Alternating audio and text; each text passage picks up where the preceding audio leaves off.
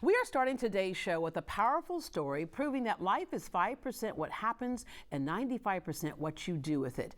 JT Mestdagh had a rough start. He was born with several life-threatening birth defects. By the time he turned 3 years old, he had already spent 250 days in the hospital. As he got older, he was presented with a list of other problems and told he'd never live a normal life.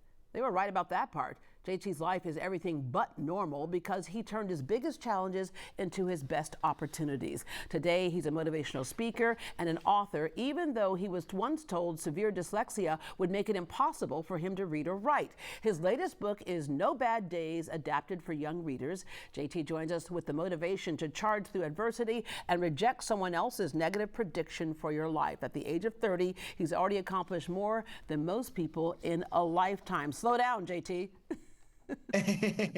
Thank you so much, Deborah, for having me on to share about my story and No Bad Days. Yeah, in fact, you say no bad days. There'll be some hard days, but no bad days. All right, let's back up a little bit. Right. I mentioned a little bit about how you came into this world. Born and raised in Michigan, you're only 30 years old, but you came into the world and we knew immediately there was a problem. There's a syndrome that you were born with, but you also were blue. Your parents remember the nursing staff and the doctors saying, rush him off. Yes, exactly. So I was born with something called vectoral syndrome, which is a birth defect that affects your GI system. And so I was born with without a working esophagus, and that was something that had to be repaired right at birth. But my entire GI system was compromised, and so I had a colostomy bag for the first few years of my life. I had resectioning of my colon. I had about 16 surgeries before I was 16 years old, and then more surgeries that would come with this vectoral syndrome. And so, with the GI stuff, very early on in my life, being a big challenge, and then with vectoral syndrome comes tethered spinal cord as another variable of it that you can have, and that I was diagnosed with in middle school, and then again in high school. And so, having that repaired, which is where your spinal cord attaches to your sacrum nerves. And so as you're growing, it's pulling on those nerves and causing great bit of discomfort and other challenges like loss of bladder control and things like that. And so my early stages in my life were definitely focused around the medical, but I kept pushing on and had amazing people around me, medical When you staff. mention all of those things, I'm seeing plenty of what could be bad days. But one thing you say is that you were blessed with faith and a mindset that started with your parents instilling that in you as well. There were several times when you were told things would not happen for you. You're like, want to bet. Circumstances, you say, can make you bitter or better. You chose to make them better. Yeah, and I think, one of the great examples of like how faith worked in my life. First off, I grew up in a family that had a great amount of faith, and the Lord, had protected me and guided me with that. But during this time, one of the things that I remember and my parents remember vividly is my dad walking in after one of my spinal cord surgeries and saying, JT, I'm so sorry for what you're going through. And I looked at him as a youngster and I said, Dad, it's okay. There are no bad days. There's only hard days, but we get through them with the good Lord.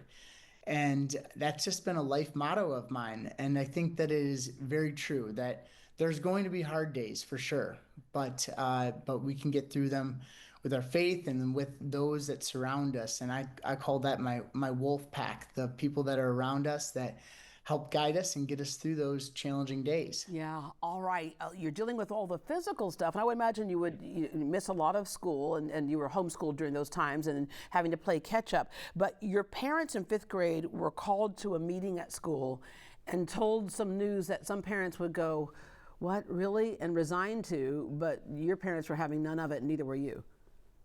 Exactly. They were told that, JT is at a point where he is illiterate and will not be able to read and write. And obviously the medical stuff was a focus for us, but we needed to find a way for me to learn to read. And my mom You had were to asked, say, in fact, they asked you to not re-enroll. Yes, and actually, told my parents that, but at a separate occasion before that, the headmaster of the school had come to me as a fifth grader and said, "JT, you're not keeping up with the other kids here. You won't be able to come back the next semester, Wow. I'll call it." Yeah. And so, as a fifth grader, I ran home crying and upset, and I said to my mom, "All I want to be able to do is read and write like every other Yeah. kid." My son is And that also was dyslexic, and one thing that I see with a lot of kids who are dyslexic, they learn to compensate. You learn to compensate at restaurants. Instead of reading the menu, you just say, "I'll have a cheeseburger," because most restaurants have a cheeseburger. But you had a fear of going to your friends' houses and being asked to, even if you're playing video games, to have to read something on the video game. Exactly. That was a big challenge. And I think that, looking at those challenges and then the challenge of the headmaster saying, you can't come back to school here anymore was a huge life-changing event for me. And I look back at that moment now and there's some times where a door will close and another one will open. And I look at that moment when he said, "I can't come back there," as one of the best moments of my life because I was able to go to a program that specialized with dyslexia and it changed my life and got me to reading and writing like I am now today. And now I'm an author. Yeah. So it's been a great, great success. All right. Other things that you weren't supposed to be able to accomplish. So you graduated from High Point University with a GPA of 3.21, a BS in Business Administration.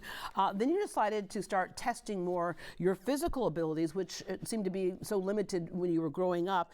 Long distance paddleboarding, mountain biking, Grand Canyon hikes. You climbed Mount Kilimanjaro in 4 days, something that typically takes 5 to 9 days. So doing all of those things, which we always tell people, challenge yourself. But for you, how exhilarating was that you were able to do things that you were told you would never be able to accomplish?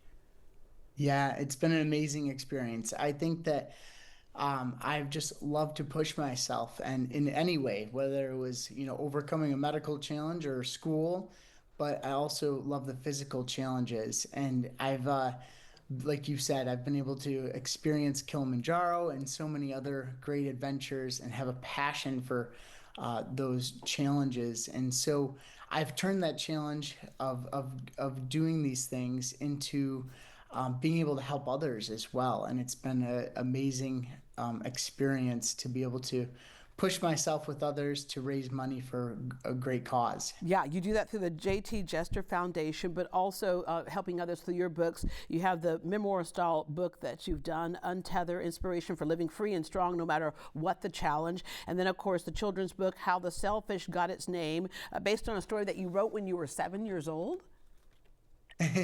Yes. So when I was in the hospital, I would I draw, I should say, lots of pictures. And during this time of my life, my mom and I would sit there and spend a lot of time together. And I obviously couldn't write the words, but I could tell her the words. And so she would jot down the words and we'd create these little books. And eventually we decided, we have these books in our closet. We should publish these and have them for a great reason to be able to give out at children's hospitals while we Aww. go visit them. Yeah, all right. No Bad Days, adapted for young readers to learn. I love that you did this because so many times we have these books for adults to read and they're like, if I'd only prescribed that notion as a child, I wouldn't be in the situation that I'm feeling today. So I want to go through some of your top 5 takeaways from the book. And one is called Pole Pole. Yeah, poly, which is a term Okay. that was used on Kilimanjaro, and it means slow and steady. And I think in life, sometimes things won't just happen right away for us, and that great success or whatever challenge you're going through isn't going to correct itself right away. But being able to take your time, and another great line that I use is to find your wolf pack, and having a great tribe or wolf pack around you to help support you and to get you to succeed is so important. Yeah, And yeah, your so cheerleading squad, and back to what you just mentioned, it takes time. It's a marathon, not a race in so many things, but a race worth crossing the finish line for sure. The other thing you have is share your story because everyone has one, and sometimes people will think, well, mine's not interesting. You're going to connect with somebody. Yes, we all have a story. We all have our challenges that we go through, and being able to share that. I noticed early on in school that when I was struggling in school, I just told kids, where I was, and medically, I shared to those that I trusted what was going on in my life, Yeah. and with doing that, it created this great relationship with others, and it allowed them to open up and share what they were going through. And with that, we could work as a team to get through our Yeah, challenges. and fostering that atmosphere of empathy and sympathy. All right, stretch yourself. You certainly have done that. Yes, stretch yourself. It could be it's small stages of your life to stretch yourself in certain ways and do things, or in big ways. I obviously love adventure, and I think of stretching myself in that sense. But I also think of it in a public speaking sense. For me, being a non-reader at one point and struggling to do presentations in school, and now being able to stretch myself and get up on a stage and speak to hundreds of people has been an amazing accomplishment, but it's something that I love to do now. Yeah, and you mentioned, finding your wolf pack and basically just be with people who inspire you and support you because, how many times you can even look on social media and you look at people who you go, they're so far above me, their life is perfect, I can never be around. But be around people who also, as you mentioned, when you share your story, it's like, I've also had, these tough times, but I've also had these great times. And that's what life really is. And our toughest times can teach us our greatest lessons, even though sometimes we don't like learning those lessons in the moment. I think with that, I'll just point out one more thing is, as my grandma always says to me, she says, "Show me your friends and I'll tell you who you are." Ooh. And I think that's a great lesson. Oh, I'm going to add a couple of more friends to my list. So, and the other thing that we keep saying over and over and over again, get some green time. I would imagine with you, getting outdoors even means even more because there were so many times growing up where you couldn't be. Exactly. I think of the outdoors as sort of my a scapegoat, and it's an area where I could get out skiing or just walking, in town or whatever the adventure was, mountain biking, and it's a time where I just can be in nature and it's my, as I always call it, God's country. It's a place where I can go and just forget about the naysayers and the individuals who have said that I won't be able to do certain things and accomplish the things I want to. Yeah, God certainly had and still has plans for you. JT, thank you so much for sharing your story with us today and sharing the story with so many more through your book, No Bad Days. Thank you so much for the time and for letting me share. All right, you can purchase your copy of No Bad Days, turning your biggest challenges into your greatest opportunities on Amazon and wherever books are sold. That could be a great and meaningful summer reading book for kids before they head back to school.